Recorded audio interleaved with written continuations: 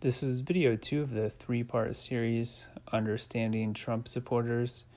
If you haven't watched the first video, go ahead and click the link and check that one out, since I'll be expanding on many of those ideas. In this video, I'll be going over what and how Trump supporters think. I'll be explaining it's the differences in how they view the world that gives Trump supporters their beliefs. Before we start, just a quick overview of the last video. Voters vote for Trump more if they're white, male, and older. They are more likely to be religious. They tend to not have a bachelor's degree or higher, and they're typically middle income. Some of the other characteristics of Trump supporters are they're loyal to their family and friends, their jobs, their countries, and capitalism. They also tend to live in rural areas. Most Trump supporters fit into many of these categories. Remember, the voters I'll be discussing are the typical Trump supporters, not the far right or conspiracy theorists. Also, these are their beliefs. It doesn't mean that the way they view the world is the best way or the right way, or even that their views are factually correct. With that being said, let's begin. What I see the left confused about most is why Trump supporters care about certain things, but ignore other, more obvious and questionable things that prove he's an inadequate leader. And it's a simple answer. They care more about certain issues he supports and dismiss his faults. All right, well, thanks for watching. Like and subscribe so you can see when video 3 comes out. Here's my Patreon and Twitter accounts if you want to follow me there. And I'll see you next video. Of course, I'm kidding. While that is the simple answer, we can definitely expand on it. It's important to keep in mind the do things correctly idea I spoke about in the first video.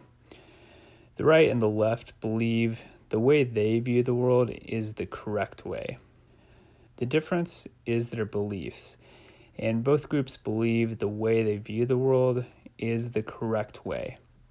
Very few people are bad people that want bad things to happen to other people. The other side aren't supervillains trying to destroy the world like some seem to believe.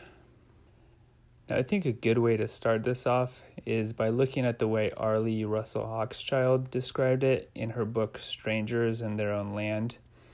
Now, if you haven't read this book, I suggest pausing the video right now, going to your preferably local bookstore, and purchasing this book. It's a great read. It does an amazing job of explaining how the right views the world. Now, the part I'll use from this book is when she explains the moving up the hill to the American dream. The idea is you're in line, and you and everyone in line are working towards the American dream. You go to work and you're loyal to your company. You work hard and you provide for your family. You put your head down and you do what needs to be done. You don't complain and you don't ask for help. Over time, the line seems to have stopped. You're not progressing like you expected. Then something strange happens. You see people are cutting in line ahead of you. Women have entered the workforce, and they're getting special attention only because they're women. You notice affirmative action laws which allow minorities to cut in line as well. You're not receiving the special privileges, even though you work hard, if not harder than these other people. And then you notice not only are you not moving forward, you're starting to move back because of these other groups cutting in front of you. And you notice other things like immigrants are cutting in line.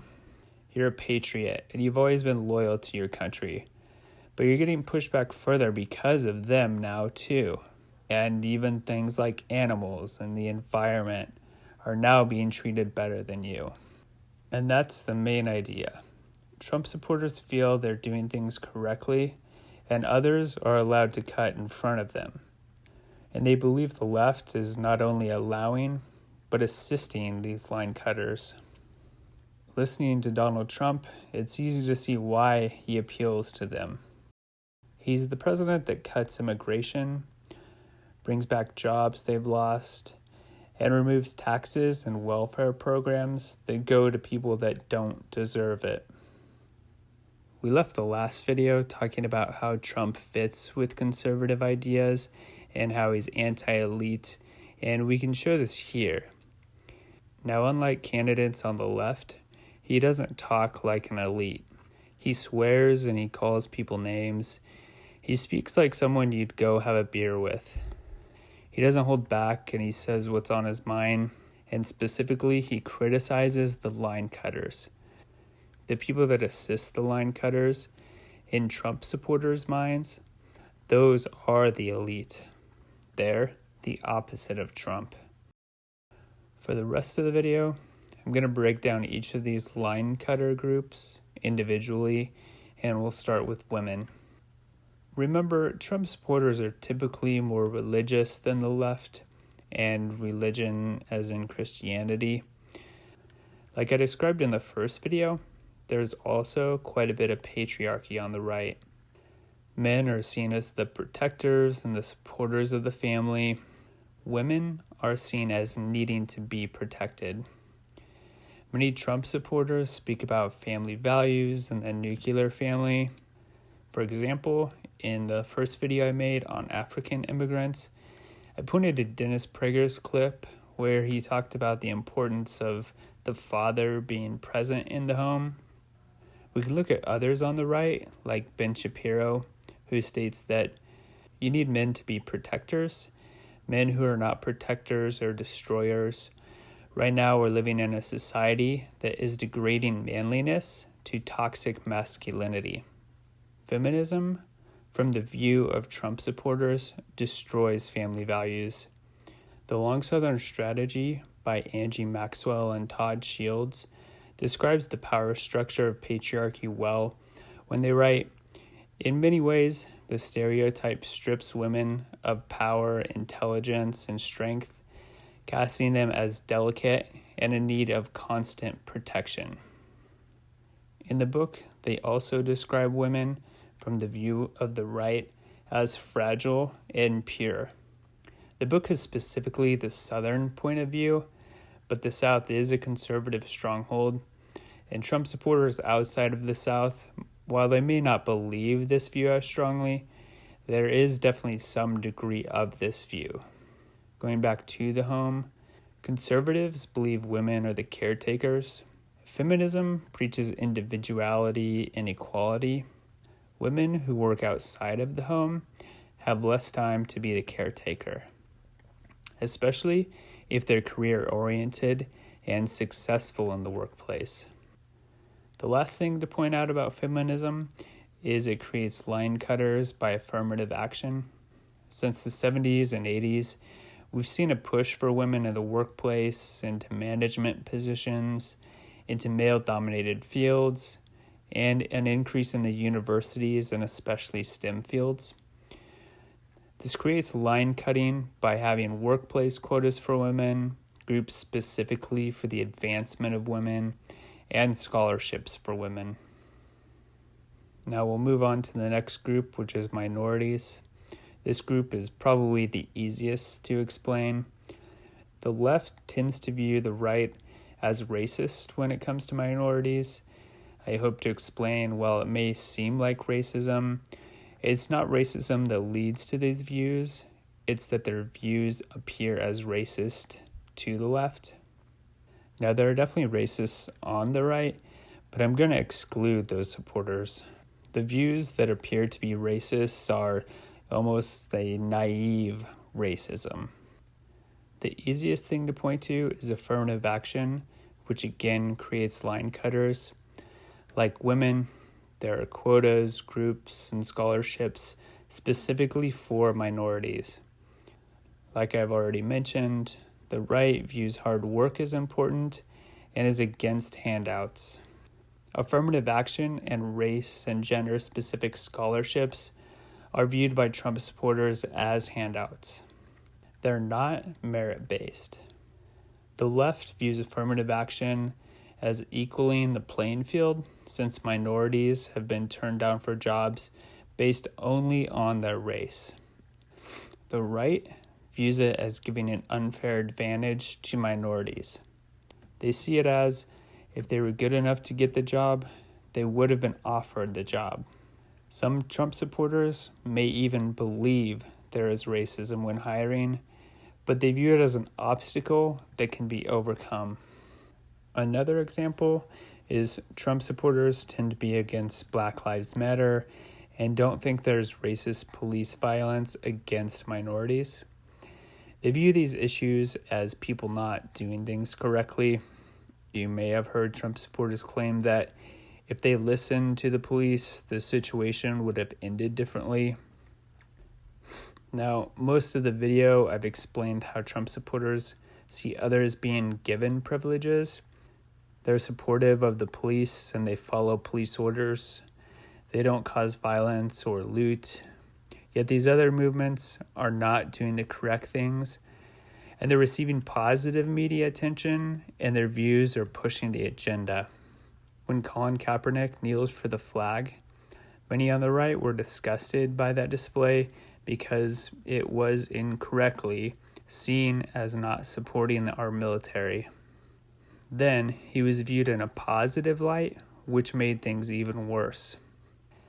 Again, in their view, he is not doing things correctly, yet he's being viewed as someone who stands up for what's right. Their support for Trump grew when Trump criticized Kaepernick. In video 3, I'll expand a bit more on the minority issue and why Trump supporters have come to view minorities as line cutters over time. Now, the last group we'll look at are immigrants. We need to look at illegal and legal immigrants. Anyone that has followed Trump since he first announced his run for president knows he has wanted to build the wall and keep illegal immigrants from coming to America.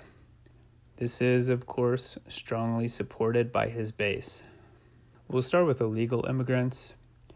One reason they're looked at negatively is because they aren't doing things correctly. Many times you hear Trump supporters say they're fine with immigrants coming to the U.S. as long as they do it legally. And that's the main issue with illegal immigrants. It's the illegal part of their immigration. They feel that immigrants should wait their turn.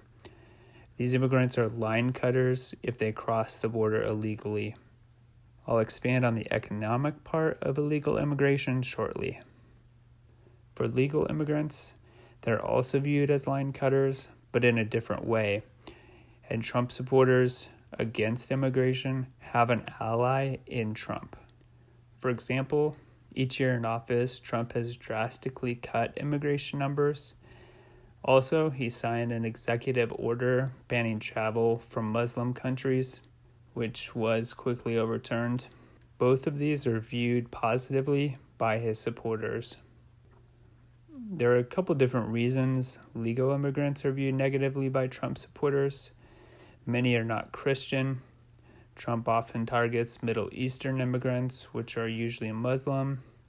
Now, Trump supporters feel Christianity is good for America and Islam is a threat to Christianity. For example, in Hillbilly, Elegy by J.D. Vance, he writes, "The distinctive embrace of cultural tradition comes along with many good traits, an intense sense of loyalty, a fierce dedication to family and country, but also bad ones. We do not like outsiders or people who are different from us, whether the difference lies in how they look, how they act, or most importantly, how they talk." This is a good description of how Trump supporters feel about immigrants. Like illegal immigrants, legal immigrants are viewed as a burden on the economy. This is done two different ways. Illegal immigrants are viewed as receiving benefits which come from hardworking Americans, and some legal immigrants are also seen this way. The second economic issue Trump supporters believe is immigrants steal jobs. They see illegal immigrants stealing jobs by being cheap labor, and some legal immigrants steal jobs the same way.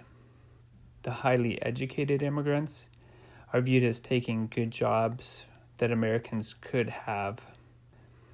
Overall, immigrants are viewed as line cutters because they steal jobs from Americans, and they're viewed as not doing the correct thing because they break the law by coming to America illegally.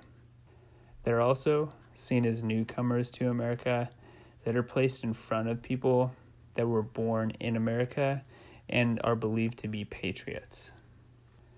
One other issue I want to go over is their belief in capitalism and having a small government.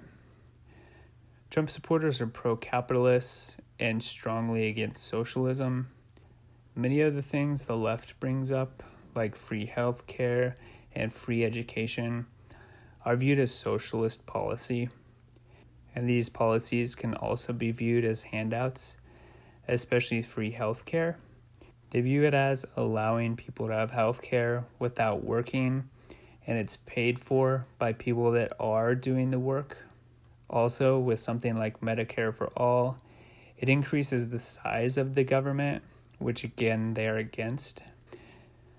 Another obvious example the handouts Trump supporters are against is welfare.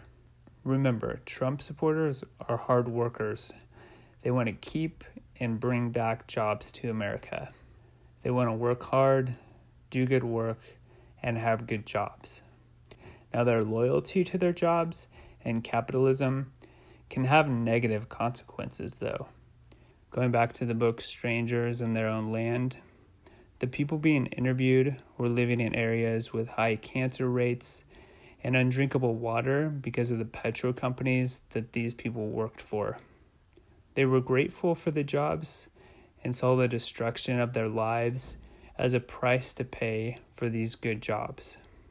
It's important to remember the right is doing what they think is the correct way of doing things, which is exactly what the left does. The left thinks we should help people out who are struggling or may not have the same opportunities. The right thinks you should work hard to get where you want, and giving people handouts gives those people a reason not to work hard. This pride of hard work and earning what you have is a staple of Trump supporters' beliefs. Work hard, get where you want to be, and don't take handouts. They have a belief that everyone has obstacles in life. Some do have it worse than others, but everyone faces obstacles. For the Trump supporters, they believe it's the individual's job to overcome these obstacles. And in the final video, we'll find out why they believe these ideas. Thanks again for watching. Here's another plug. Subscribe and like this video, and visit my Twitter and Patreon page. Thanks.